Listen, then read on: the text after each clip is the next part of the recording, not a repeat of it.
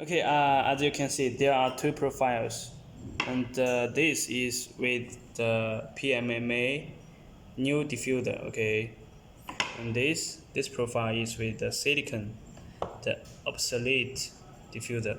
And you see the LED side is the same, as you can see, right? The same. Okay.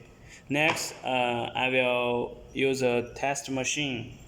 This test machine to test their light transmittance. Okay, as you can see,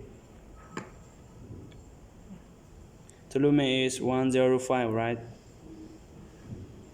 Yeah, this is the diffuser, is the PMMA diffuser, and next the silicon diffuser. You see, it's just 77.6. Okay, so as you can see, the PMMA diffuser has higher light transmittance.